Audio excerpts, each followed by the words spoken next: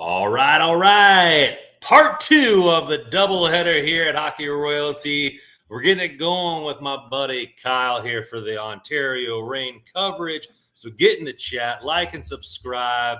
Let's go.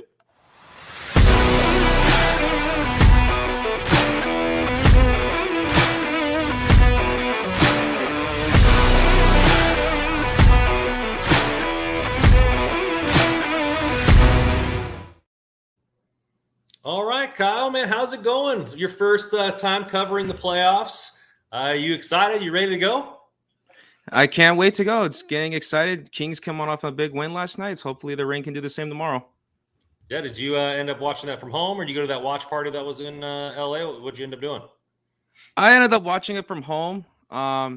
Late game, neighbors are asleep, so I guess they kind of heard a little bit of a noise complaint the last two goals. So, but we're doing good, Can't wait for tomorrow. Good, good. Yeah, I watched it from home as well. I'm sure my brother got a noise complaint because we were watching at his apartment complex. But no, it was a good game, and hopefully the Reign can do a little bit better this year, and we'll get into that. Everybody in the chat, like and subscribe, and follow Kyle there. His Twitter handle is floating across the bottom. Kopitar for Hall of Fame or HOF. He does our Reign coverage. He does an excellent job at a lot of the practices, getting the inside knowledge there. So give him a follow for his insight and just keeping up to date with the Reign because you're going to see these prospects here sooner or later coming up, and you got to know who they are. Let's get into it. First, CJ. CJ's here for the doubleheader. He was in the previous one, coming in here with a Go Reign Go. And I love your Reign coverage, Kyle. Thumbs up, man. CJ gave you some Thank props. you, CJ. Appreciate it. Thank you. So let's get into it with just kind of the season overview, and then we'll go into the playoff keys to victory there. What was, after watching the entire Reign season and maybe your expectations going in, how do those match up after the season ended? If I can use one word to describe this season, it'd be inconsistency across the board. When the season started, my expectations, I'm pretty sure a lot of people was Calder Cup. You look at the roster, you think, wow, like this team can actually make a deep run. I mean, they were deep down the middle. But unfortunately, in the AHL, you have a lot of call-ups, a lot of injuries that happen, and the Reign, they went through that a lot this year. I mean, Jacob Doty and Akil Thomas, they've been out since November. Rasmus Kupari's been called up to the Kings. Jordan Spence has been in and out of the lineup along with Fagemo. Turcotte's been injured a couple of times throughout the year. And they've been relying a lot on Cal Peterson in net. It's been up and down with him in there. And it's just been all over the place. I mean, they ended the season going 1-6-1 in their last 8 games. So not ending the season on the right foot. Nav coming in here said, hey, I got the notification this time. He's on time this time. Thank you for coming in, Nav. So, yeah, I mean, it just seems like it. Obviously, players getting pulled here and there. Obviously, when you lose Jordan Spence, your number one power play contributor, and then he's just kind of sitting on the bench up here in the Kings, kind of taken away from that team. Maybe they get another offensive defenseman coming up if the Barrie Colts can't make it far in the playoffs, but we'll see how that goes. I digress there. It seems inconsistent. It shows it. Obviously, Turcotte not in the lineup all year long. We were talking about it right before we got on. The plus minus for the team, like the top 10 scorers on the team, have a minus plus minus. And I don't keep a lot of play into that, but when it's universal across the board, it just seems a lot of high volatility with the team this season, and that's what you mentioned with the inconsistencies. Yes. So it's consistency everywhere. So let's get into the forward group. And where's that been the bright spots this season for you? Obviously, MVP TJ Tynan is getting his 81 points, but where are you seeing some bright spots elsewhere? One of the bright spots that was kind of surprising was when Martin Frk left this year. Who was going to be that guy on power play 1 and shooting slappers from his offside? And that ended up being Sammy Fagemo for most of the season. I think he had 12 or 13 power play goals, if I'm correct, which was, I think, second on the team behind Elias Anderson. So he filled that role in nicely there. Elias Anderson, the leading scorer with 31. Martin Chromiak didn't start the season on time because he had surgery to start the year. So that was a big miss, but he did end January on a high note, but he ended up the season really cold. So Aiden Dudas was another one I was impressed with early on in the season, but he kind of tailed off at the end. So that kind of sums it up for the forward groups. I mean, TJ Tynan did what he normally does best, and that's lead the team in scoring and the straw that stirs the drink on the power play. Flipping it over to the back end, Holden coming in here was my next question. Holden 92 says, how has Toby looked? Obviously, Bjornfoot being brought down or sent down to the start of the season, has gotten a couple games sprinkled in the NHL, but mainly been an AHL player this year. How has he looked to you? Do you think his game has progressed? Is it kind of at a stagnant? Where are you at on the Bjornfoot experimentation down there? I think Bjornfoot's looked pretty okay down there in Ontario. He doesn't make many mistakes. Well, except for when I was at the game Friday, he ended up making a mistake that ended up in the Reigns net moments later. But he's been limiting the turnovers there. But watching him go up to the NHL, his game doesn't seem to translate very well there at the moment. He's kind of like shy. He's kind of like Rasmus Kupari. He's kind of shy to show off his kind of game up in the big leagues. But I think he had a pretty decent season in Ontario. I think with being paired with Jordan Spence is going to bring the offense and be that offensive minded guy. And he just had to worry about, being strong on the back end there in his own end. And I thought he did pretty good down there this year. Yeah, Nav coming here again and saying, hey, he's only 21 or so, right? Yeah, but you know, not to get too Debbie Downerish, because that's not what this episode of the podcast was about. But that draft, you have Turcotte and Bjornfoot. And if you have 2 first-round picks and you don't end up getting a lot of, long-term play from them, could be a really dead draft as far as that goes. I know they end up getting Kaliev in the second round. The jury's out still on all 3 guys, in my opinion. Kaliev's still a 4th liner in the NHL, so he really hasn't progressed much above that. And it would be a tough draft if we didn't get a lot of those guys to play more towards the end of their career.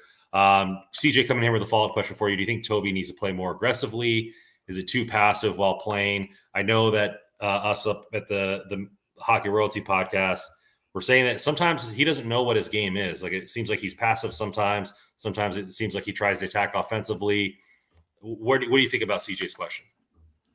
Yeah, I think sometimes he's one of those guys that looks to be stuck in the middle. There's times where you watch and he's actually leading the rush and you're just like, wow, like, let's see a little bit more of this. And then there's other times where he looks to pass off when he has an open shot. And that's kind of not what I want to see from him. I want him to be more aggressive. So I do agree. Like, he's kind of one of those players that's stuck in the middle and I kind of think that's not a good thing sometimes when you're on the ice, especially as a defenseman, where if you have the puck at the blue line, you're kind of in between on what to do. It's going to end up being an automatic rush going the other way. Yeah, it's gonna be something to see if he can develop that. I mean, he's still only young, can learn. Maybe put some size on still, still a young man. The jury's still out there, but just a little nugget there. That draft might not be looking so good as everybody maybe has thought at one point. I've said it many times with Turcotte, huge shoes to fill as the number 5 overall pick.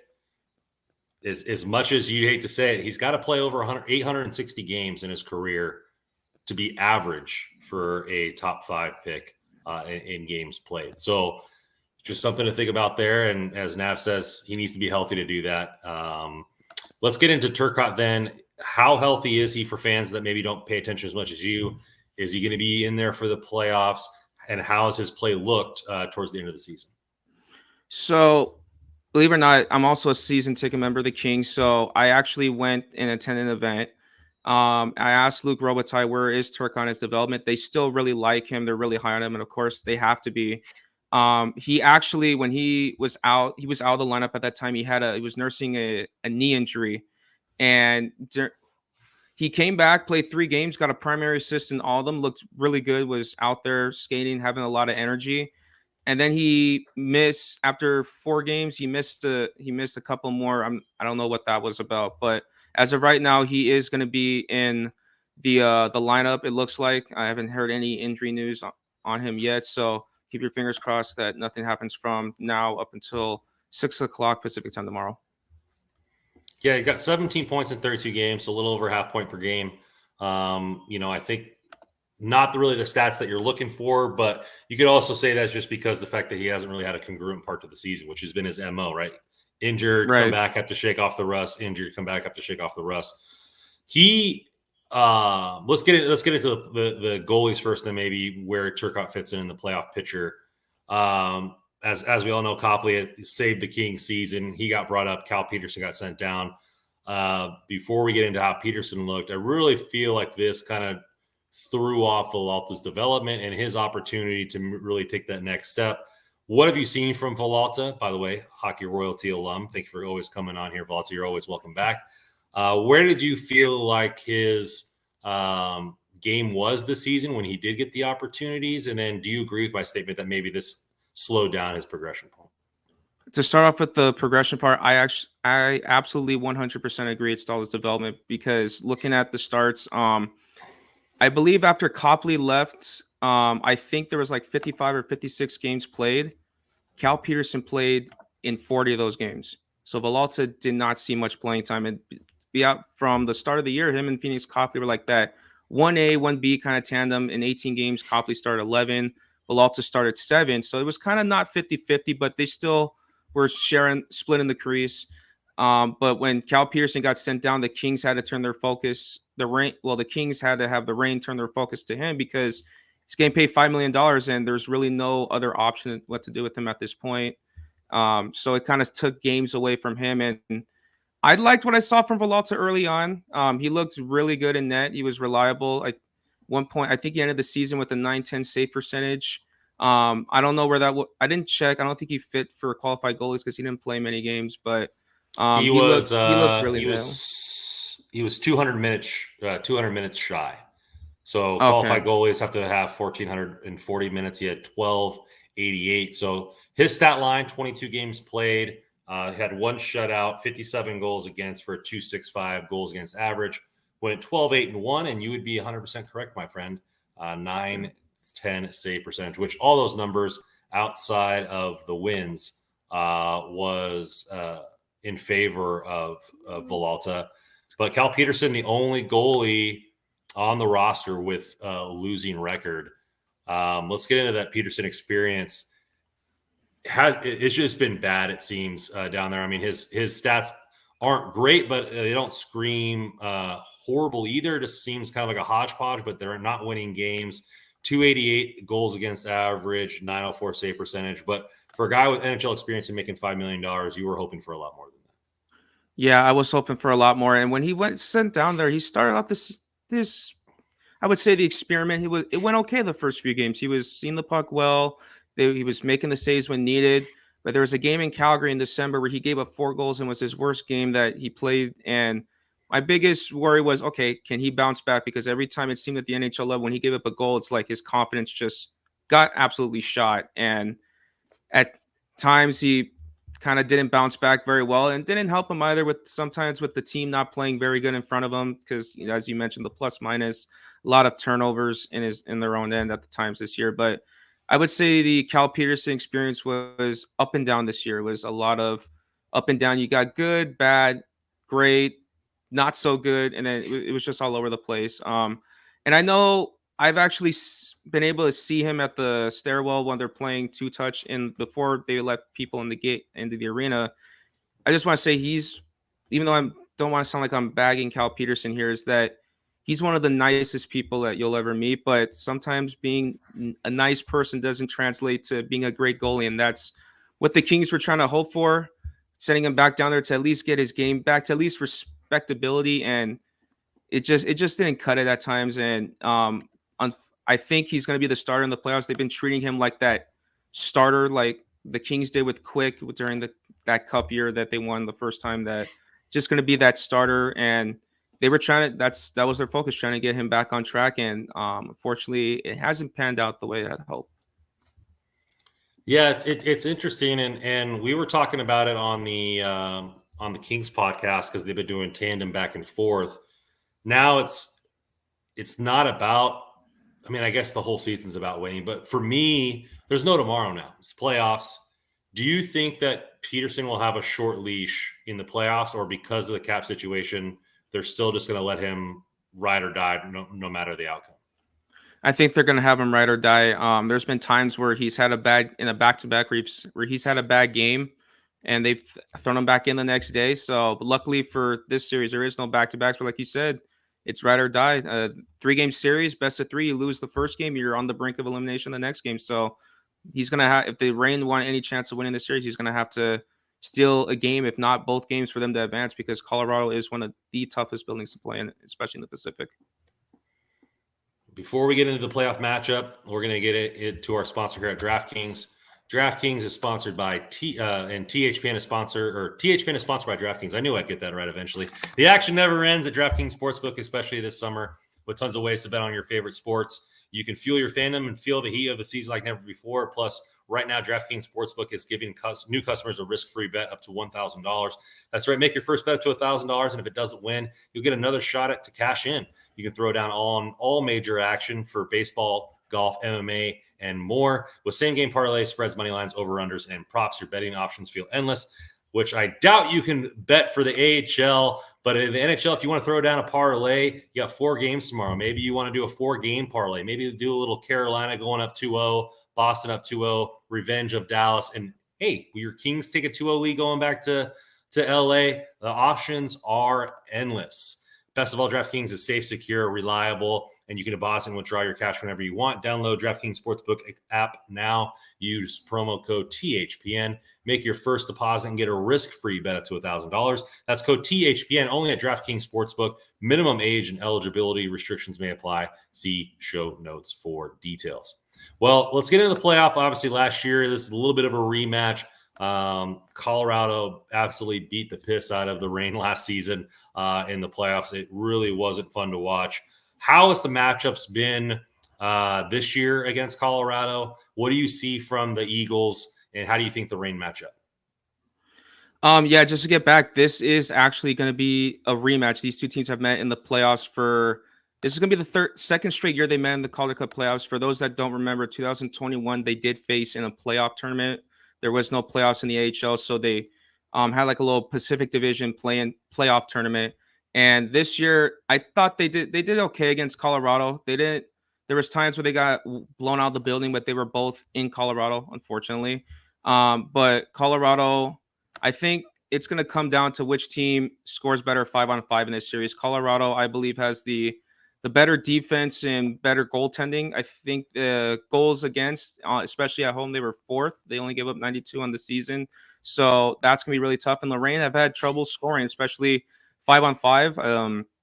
I think over the weekend, last week, I think they played 3 games. They scored, I think 5 goals, and 4 of them were on the power play. So they have to find a way to score 5-on-5 this series. It's been really difficult for them to get some offense 5-on-5 lately. Yeah, their win percentage right now, they were the 625 win percentage.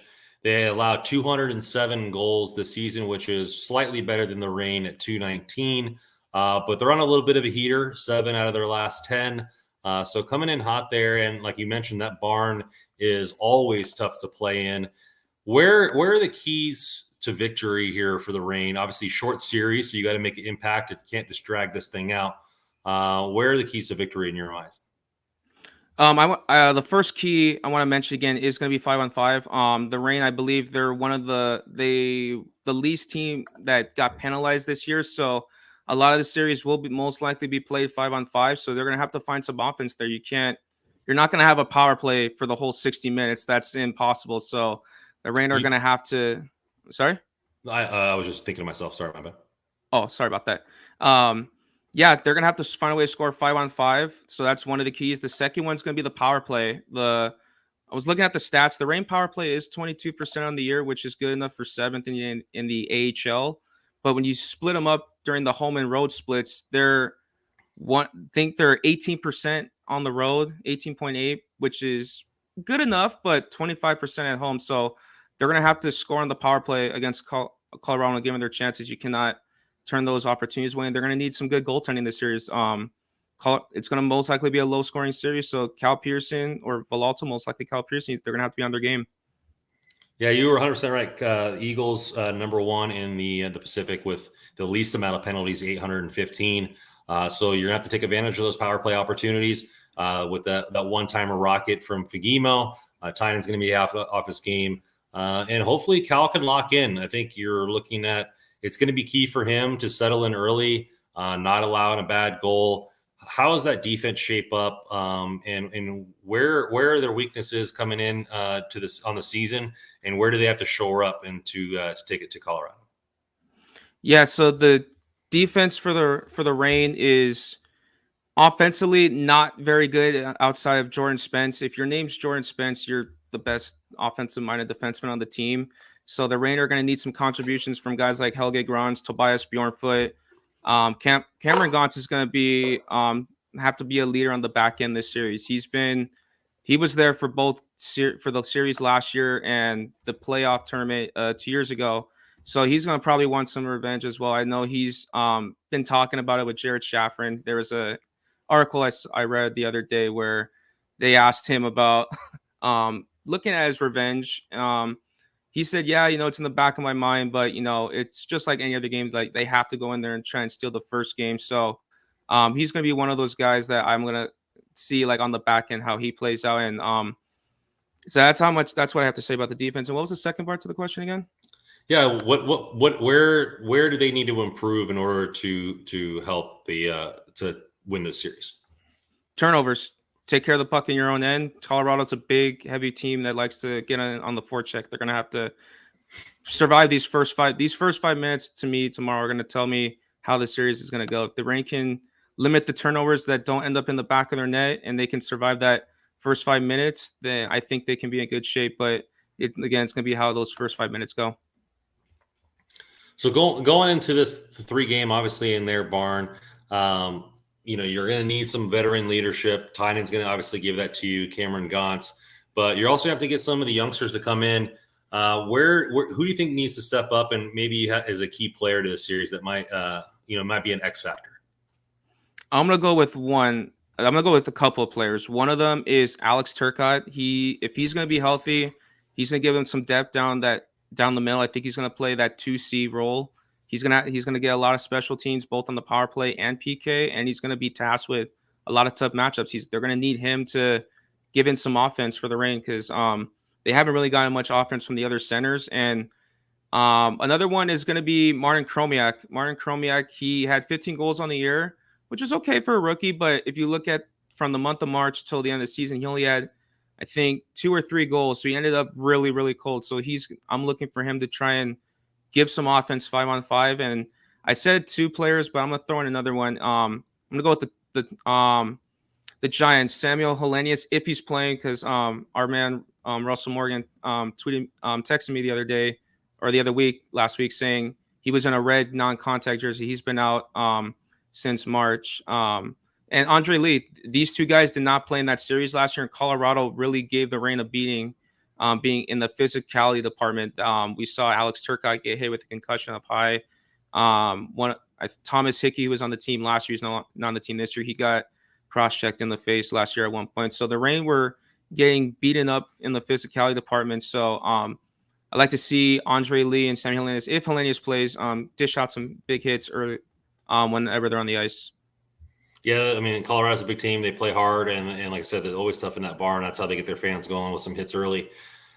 Man, it's going to be a tough series. Obviously, I'm not apt to give my predictions with only you watch way more games this season. In the 3-game series, give me your predictions for how this one's going to turn out. This is going to be tough. I hope no one gets mad at me when I say this, but I got the Eagles winning this thing in 3 games. Eagles in 3. Hey, I mean, I picked Edmonton and I got chastised for it, so it is what it is. Don't worry. I think a couple other people picked Edmonton as well. It just is. It's what you're thinking, and they're a tough team. They make mistake free. When you play mistake free hockey, you give yourself a lot of chance to win. Nav coming in here with a score. If you're listening to it live here, 3-1 Winnipeg. Holden coming in with the last minute question here for you there, Kyle. Do you think Marco Sturm is a part of the problem this year, or do you think it was just more injuries, call-ups that caused them to struggle more than you thought? Yeah, that's not the first time I've been asked this question. And believe it or not, I was actually in attendance Friday's game, and some fan just gave me a nudge, and he just told me, I think they need a new coach. So I'm like, oh, not again. I don't want to hear any of that. But I'll give Marco Sturm a pass for this season. It's been a lot of injuries up front with the Reign and a lot of call-ups. So I'll give him a pass. obviously they're trying to get better defensively. At times it hasn't happened. I know he's not well liked in Kingsland because of how the power play was last year. But I say he'll probably get another year. And if it doesn't work out, I say maybe it's time for him to probably move on. But we'll see what happens. Yeah, I mean it's tough. It's hard to make a change after one season. I think you got him being a power play coach and then him being a head coach are two different things. So you can't really let the bad blood of what you think about a coach or whatever like kind of leak into that new system. And this team when they're stacked and ready to go, they're stacked and ready to go. But when you have to call up Jordan Spence, like I said, and you miss him for part of the season, you're missing Turcotte because of injury. Fagemo gets called up every once in a while. You're going to miss these guys, and that's what makes the team great. Martin Chromiak's slow to start the season because he was with the surgery. So there's a lot of stuff going on there. I think the team is probably going to be even, I would say, even deeper next year because you look at the Kings don't have a lot of room. They're going to have to make room in order for the cap to work. So you might see maybe a call up in Fagemo, but you're also going to get some guys here. Maybe you see a guy like Francisco Pinelli come in. Quick thought on that. The Kitchener Rangers did lose today, so they are one game away from elimination. So for those Kings fans that want Pinelli to join, you might get your wish in a couple of days. But I think him, I think Laferriere would be on the team next year, and another big giant, Caleb Lawrence, if they did give him an entry-level contract. But I think Brant Clark makes the big team, so I'm not going to put him on the range just yet. But if they don't make room for him, so we'll probably see him there next year as well. Sorry to cut you off, though. Oh, no, you're fine. It's going back and forth there. I mean, he's always going to be the X factor because if he makes the roster, then I know a lot of people love Jordan Spence and you want him on the Kings, but it probably means Jordan Spence spends another year in the AHL because it's going to be hard pressed to trade away Walker and Roy and Dursey or whatever to make enough room. Maybe Dursey plays the left side. A lot to debate there. And we'll obviously have you on the Hockey Royalty podcast to debate the AHL and NHL call-ups. Appreciate you guys here in the chat. The Reign start off tomorrow night. So again, follow Kyle there on Twitter, Kopitar4HOF, to get all your Reign news, up-to-date coverage. He's going to be tweeting out tomorrow night, probably watching 2 games at once. So his eyes are going to be glued to multiple screens. If you want to watch the AHL playoffs on multiple screens, you can go to AHL.tv and pay just for the playoff package and watch some games there. I don't know the price point, not official sponsor, but hey, that's your opportunity to watch yourself some Reign games. Maybe we see Pinelli come in if they can make a stretch. Getting Pinelli. Oh, do you know if Laferriere has an opportunity to play, or because he signed the ELC, he's not able to? I'm not 100% sure. I know Taylor Ward signed an ATO at the end of last season. He was able to play in some of the playoff games, but I'm not sure about Laferriere. I think he might be able to. I'm not 100% sure on that. So, but I'm hoping he is. I think he's the black ace with the Kings, right? I mean, I don't know if he's on in the roster or whatever or scratched. So that might be something to sniff out and see what's going on. And maybe we can tweet that out tomorrow for all your fans wondering that as well. Appreciate you coming in, Holden. Thanks, guys. Appreciate it, CJ. Had a great evening. Well, this is the doubleheader is over with. Hockey Royalty giving all your guys' coverage there. We're going to be giving you coverage all throughout the Reign and Kings playoffs. Follow us at hockeyroyalty.com. Please follow everybody here, tickering across the bottom, hockey_royalty, at Randall Commando 24, at Mitchell Russell, at JW Paterino, and again, at Kopitar4HOF. DraftKings code THPN for all your betting needs. As always on this podcast, go Kings go. And for this one, go Reign go. Go both of them.